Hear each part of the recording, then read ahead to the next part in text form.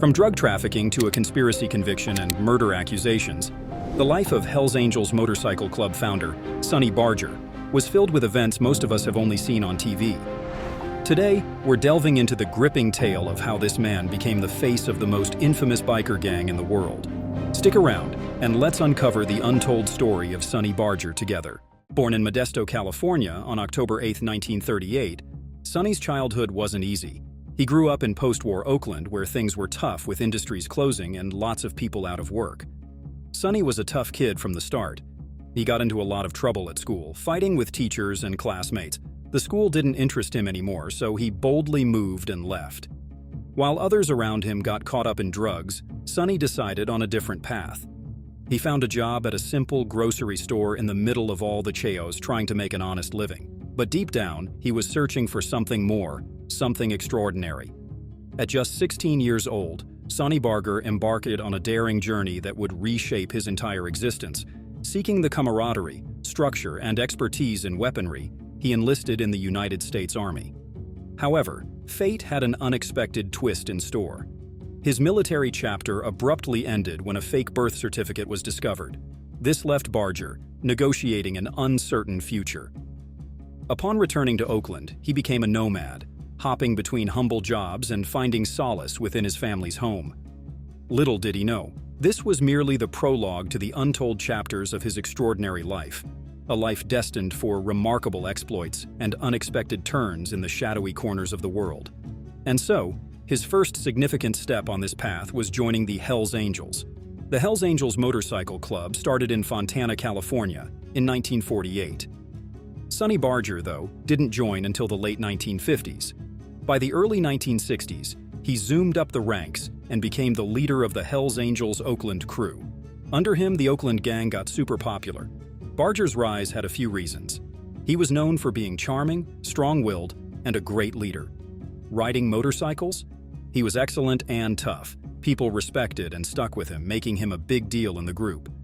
Barger was part of some big events that got the Hells Angels noticed, like the Wild Hollister riot and the free-for-all Altamont concert in 1969. These events made the Hells Angels known as a tough and rebellious motorcycle gang. Barger didn't stop there. He helped the gang grow outside California, starting new chapters across the U.S. This made the gang even more famous, but life wasn't all easy. Barger spent a lot of time dealing with drama, violence, and courtroom hassles, what he called his gangster era. In a time when different groups tried to ruin the Hells Angels' reputation, things got tough.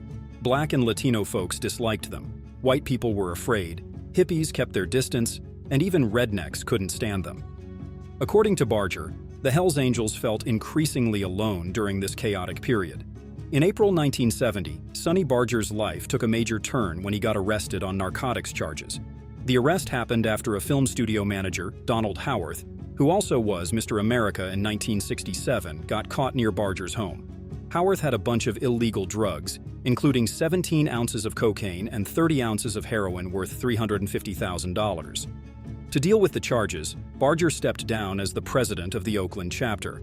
But he quickly returned when his replacement, Johnny Angel Palomar, got 10 years for shooting a bartender. The drug charges against Barger were later dropped, but Howarth was convicted and sentenced to 5 years to life. Barger, on the other hand, got a 90-day jail sentence for leaving a court session in 1972. Another incident added to the Hells Angels' infamy. Barger was in a high-speed chase through Redwood Regional Park with 4 other Hells Angels. The chase ended with a crash after a pursuit by park guards. 2 guys in the car trunk, William Hood and Danny Jarman, were found chained, gagged, and badly hurt. Hood and Jarman told the police it was part of an initiation, despite the Hells Angels' lawyers saying there wasn't enough evidence. In the end, Barger and the others pleaded guilty to a lesser charge of wrongful imprisonment. You might think the troubles would ease, but no. Sonny Barger and fellow Hells Angels, Sergey Walton, Donald Dwayne Whitey Smith, and Oakland Gary Popkin, faced yet another serious charge. They were accused of murdering Servio Winston Aguero, a drug dealer from McAllen, Texas, who had flown to Oakland with a load of cocaine on May 21, 1972. The motive behind the murder supposedly stemmed from a dispute over an $80,000 cocaine deal. A witness, Richard Iovaldi, claimed he saw Barger kill Aguero while he slept at a friend's empty house. Iovaldi said Barger then told the others to set the house on fire. The trial went on for 7 weeks, but on December 29, 1972, Barger and his 3 co-defendants were acquitted. Iovaldi's credibility was questioned, and Barger's girlfriend, Sharon Grolk, provided an alibi, stating she was in bed with him at the time of the murder. Barger's lead counsel, James Crew, argued that Iovaldi was part of a plot to kill Aguero, fearing retribution from the Texas Mafia. Iovaldi, knowing he was a prime suspect, tried to shift the blame to the Hells Angels.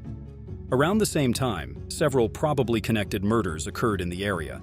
The day after Aguero's murder, 3 men, including drug traffickers Kelly Patrick Smith, Willard Thomas, and Gary Kemp, were found shot to death near San Leandro. On May 26th, Karen S. Long's body was discovered in a car trunk in Oakland. Long's ex-husband, John Joseph Devaney, was found dead in a car near Hayward on June 14th, an apparent suicide by carbon monoxide poisoning. On March 16, 1973, Barger faced sentencing for a different set of charges. He was found guilty of possessing narcotics for sale, 37 grams of heroin, and possessing a handgun as a convicted felon. His companion Sharon also faced accusations, but her case was dismissed due to a hung jury. Barger was sentenced to 10 years in prison, forcing him to step down as the leader of the Oakland chapter for the first time since its inception. Even behind bars, Sonny Barger continued to lead the Hells Angels. Despite his imprisonment, Barger received overwhelming support from his fans. A biker magazine initiated a Free Sonny Barger campaign, selling t-shirts and bumper stickers to aid his legal fees. Barger took advantage of media opportunities, portraying himself as a model prisoner and expressing hope for eventual release, saying, "They've got to let me out sometime." His successful appeal for a retrial on a prior marijuana possession conviction led to a release after serving 4.5 years of his sentence. Paroled on November 3, 1977, Barger wasted no time. On December 5, 1977, he made a significant move, forming the first Hells Angels chapter in Canada. He granted Yves Labosse, the national president of the Canadian Hells Angels, the honor of wearing a Hells Angels jacket with the word "International" on the bottom, a highly regarded distinction within the Hells Angels community. However, Barger's legal challenges weren't over. In March 1978, he faced another arrest, this time on a parole violation charge for gun possession. Police discovered firearms at his Oakland residence during a subpoena service and parole search. Yet Barger's wife, Sharon, testified that the guns were hers, resulting in the dismissal of the case. By 1978, the Hells Angels expanded beyond California, establishing chapters in various states. A conflict erupted in November 1978 when the Angels declared war on the Outlaws during a meeting of chapter presidents in Rochester, New York. The rivalry stemmed from a 1974 incident where Outlaws bikers in South Florida retaliated against the Hells Angels chapter in Lowell, Massachusetts. The FBI claimed both groups were vying for dominance in the methamphetamine trade, with authorities charging the Angels with monopolizing methamphetamine manufacture in the United States. In the late 1970s, Barger and other top Hells Angels officials faced legal battles. Barger remained active, attending the murder trial of a Hells Angels member accused of killing an Outlaws member in October 1982. Despite intimidating jurors and engaging in provocative antics, the accused member was acquitted. In 1983, while undergoing treatment for throat cancer, Barger briefly delegated club administration to his second-in-command, O'Farrell. He eventually succumbed to throat cancer in June 2022, leaving behind a legacy of arrests, trials, and legal battles.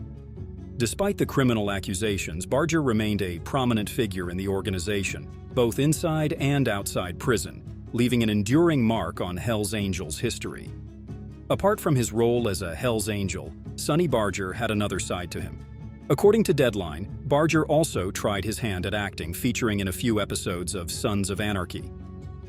A lingering question remains: how did Sonny Barger manage to stay clear of prison? Despite the numerous challenges he faced, share your thoughts in the comments section below, and make sure to hit that like and subscribe button for more content. I'll catch you in the next one.